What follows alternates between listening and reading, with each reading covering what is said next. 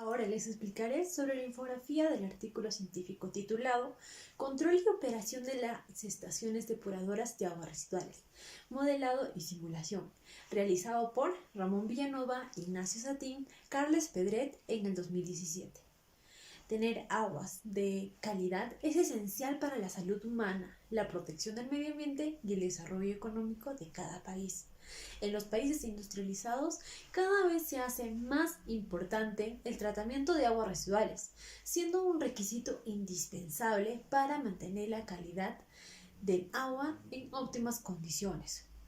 Para entender más qué es el agua residual, es definido como un producto de actividades humanas que llega a una edad, la edad es definida como una estación depuradora de aguas residuales, que en nuestro país es conocida como PETAR, que es una planta de tratamiento de aguas residuales. Existen diferentes sistemas de las cuales pueden ser agrupadas estas estrategias de depuración, que son una por procesos físico-químicos y otra por procesos biológicos.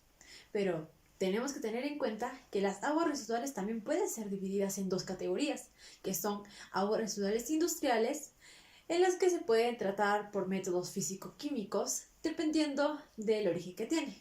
Por ejemplo, si consideramos una industria textil, sus efluentes van a tener mayor presencia de colorantes y además que necesitan eliminar o disminuir la cantidad de sólidos suspendidos que pueden producir turbidez.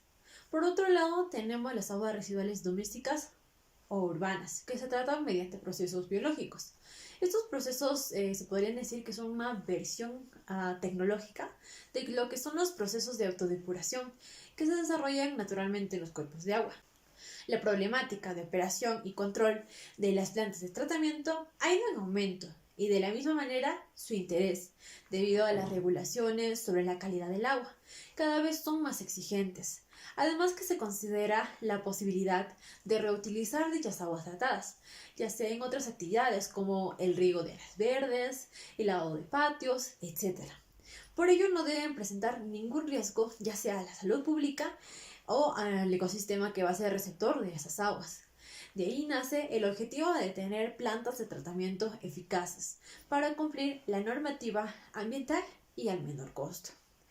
Para analizar la problemática y las distintas soluciones se debe de considerar una caracterización de las aguas, en la que no solamente debe ser definida de una forma teórica, también de algo más específica y detallada en el campo, porque esto marcará las necesidades de la depuración o el tratamiento y por ende marcará los objetivos que tendrá la PETAR, ya que como se mencionó anteriormente, estas aguas pueden tener distintas características dependiendo de su origen. Muchas de las PETAR consideran una estructura parecida justamente por los objetivos parecidos que consideran. Dentro de sus procesos de mayor relevancia se tiene que resaltar la eliminación del nitrógeno y el fósforo, que se logrará consiguiendo o usando un proceso de lodos activados. Por tanto, se presenta una pequeña explicación de cuál es el proceso de esos lodos activados o fangos activados, su modelamiento y su simulación. Para empezar, hablaremos un poco de las aguas residuales urbanas. Las PETAR tendrán el objetivo de partir mediante procesos ya sea físicos, químicos o biotecnológicos, mejorar las características o condiciones del efluente para que su vertimiento no cause impactos significativos al cuerpo receptor. Como ya se vino mencionando, sus características pueden ser muy variables dependiendo de distintos factores, pero estos tipos de aguas contaminadas, aguas residuales urbanas, predominan una contaminación orgánica, produciendo que éstas puedan ser tratadas por un tratamiento biológico.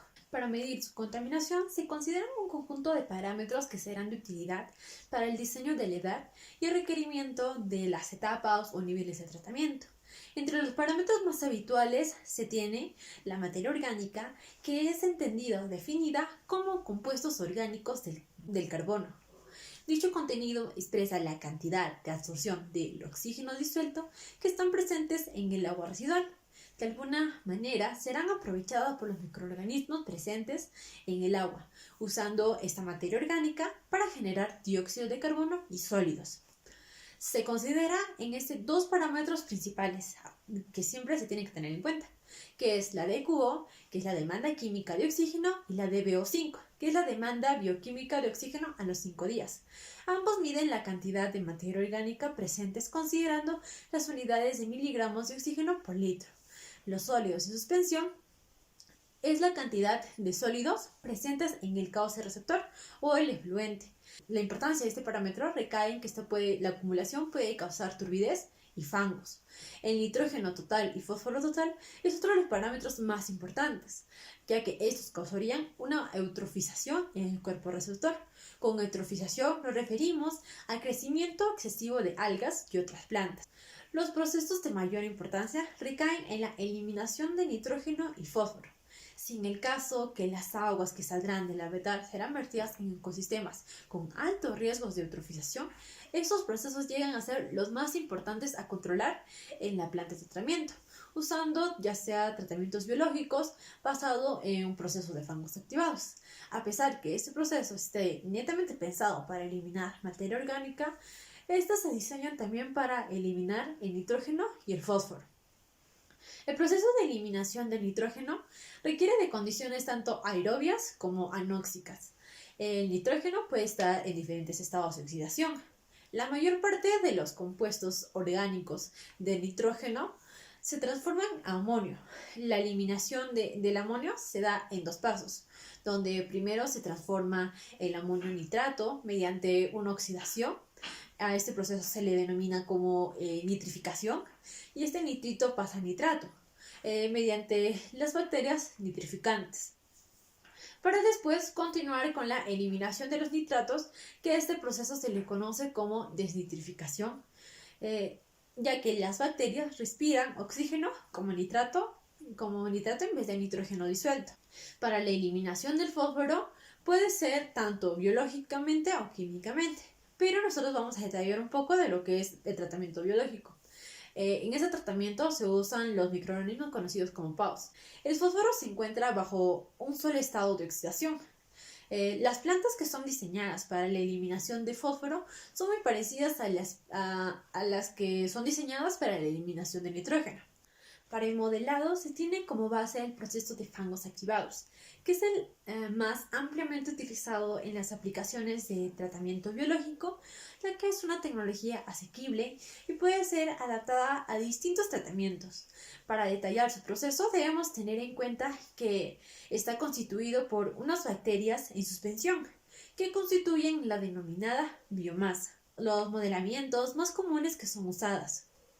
Primero, se tiene el proceso de fangos activados, ASP, en la que los fangos se recogen a la salida del decantador, en que una parte va a la purga de fangos y otra se recircula al reactor. Eso es un proceso biológico en la que los microorganismos oxidan y mineralizan la materia orgánica. El crecimiento de esas bacterias va a depender del sustrato y nutrientes que se encuentren en el agua. Después tenemos los bioreactores, que pertenecen a la familia de modelos ASMX, que fueron propuestos por la International Water Association, IWA. Presentan en este modelo que tuvo gran acogida, logrando tener distintos modelos, como son el ASM1, ASM2, ASM2D y ASM3. Al plantearse la elaboración de Active Sludge Model No. 1, se tuvo el propósito de desarrollar un modelo con la complejidad mínima necesaria. Este modelo fue publicado en 1987 y toma en consideración 2 tipos de sustratos, rápida y lenta biodegradable, y un proceso de hidrólisis. El modelo introduce la eliminación de nitrógeno y de la materia orgánica, y se mantuvo o se desarrolló con la idea de usarlas en edades municipales. El Active Sludge Model No. 2, que fue publicado en 1995, incluye la eliminación tanto del nitrógeno como del fósforo. Para ese entonces, las investigaciones de la eliminación del fósforo no era clara, pero después de eso, ese campo fue investigado rápidamente, desarrollando que los organismos PAUs eran los responsables de la desnitrificación, por lo que para 1999 el modelo fue expandido para dar lugar a ASM2D, en el que el proceso de nitrificación fue incluido. Active Sludge Model No. 3, que estos modelos describen los mismos procesos de ASM1, introduciendo algunas correcciones. El principal objetivo de su desarrollo es implementar las diferentes velocidades del consumo de oxígeno que se describen en el proceso. Se considera también los decantadores secundarios, las plantas de tratamiento basadas en fangos activados transforman materia orgánica en biomasa. Esta eliminación tiene lugar en un decantador secundario, que se realiza dicha sedimentación mediante la gravedad. Parte de estos lodos se recirculan y otra parte es purgada.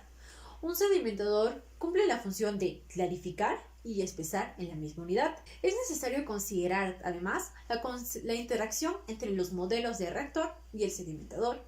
Los modelos dinámicos diferentes para el reactor biológico y el sedimentador merecen una especial atención. Mientras que los modelos ASM1 consideran 13 componentes, el sedimentador solo considera las concentraciones de material soluble y material particulado. Además, considera como unidad gramos de sólidos suspendidos por metro cúbico. También se presentan los modelos de fangos activados reducidos. A pesar que los modelos de la familia ASM son muy usados, estos presentan ciertas limitaciones, como identificabilidad, no linealidades, difíciles de gestionar, parámetros difíciles de estimar, variantes en el tiempo, entre otros. Se proponen versiones más simples de ASP, como Carstensen, que trata el problema de la identificación formulando modelos simples capaces de proporcionar información online sobre el estado de la edad. Proponen un modelo de tipo Gray Box en la que los parámetros cinéticos van a estimar los procesos de nitrificación y desnitrificación. Ya se ha considerado todo el proceso de los lodos activados, pero también es importante resaltar que esos lodos deben ser tratados siguiendo un procedimiento de espesamiento de lodos, digestión anaerobia y deshidratación. En el espesamiento se busca reducir el volumen de lodos mediante la extracción de agua. Con la deshidratación, lo que se busca es extraer el agua, de esta manera disminuir también el volumen de los lodos con el objetivo de que sean mejor manejados, transportados, con el fin de disminuir los costos. Además, se lograría evitar olores y formación de lixiviación. Para el proceso de digestión se encuentran dos tipos, que son aerobia y anaerobia, siendo el primero mediante organismos y reactores aeróbicos y la segunda con una población mixta de microorganismos en ausencia de oxígeno. Al usar estos biodigestores anaerobios, se logra generar biogás, que es considerado como energía renovable, proporcionando calor, electricidad o ambos. Para la simulación mediante distintas herramientas es posible realizar estudios y análisis de distintas condiciones ambientales con el fin de testear la sensibilidad respecto a diferentes parámetros de diseño. Los grupos de trabajo IWA y COS desarrollaron un protocolo y herramientas software de benchmarking con el fin de evaluar el desempeño y de estrategias para el control para estaciones depuradoras de aguas residuales.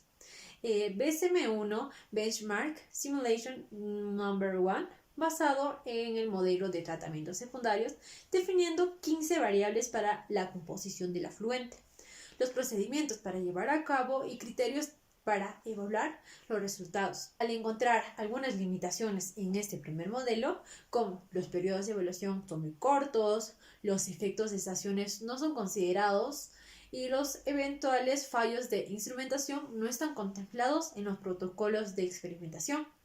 Todo ello motivó en la mejora del modelo considerando una temperatura media de 15 grados centígrados con una evaluación durante todo el año y consideraciones de los efectos de estaciones en la temperatura y el calor del fluente, teniendo el BSM1 LT. El BSM2, al plantearse la idea de una representación de toda la edad, incluyendo los tratamientos primarios y lodos, se desarrolló el modelo BSM2, con una planta diseñada para un caudal promedio de 20.648,36 metros cúbicos por día. En conclusión, el artículo científico se menciona que se ha centrado en las estaciones depuradoras basadas en el tratamiento biológico, además de detallar modelamiento y simulación. Además, hay otros modelamientos existentes, como el ASIM, que fue desarrollado por el profesor Willy Gucher, que es un modelo de biocinética que puede ser definido libremente, almacenados y dictados por el usuario, dependiendo de sus necesidades. Este modelo ya había sido mencionado con anterioridad en el artículo. DESAS es otro simulador desarrollado bajo un entorno de Windows, con la capacidad de diseñar, actualizar, simular y optimizar las plantas de tratamiento. No permite modificar el modelo, pero se presenta en un entorno fácil de usar.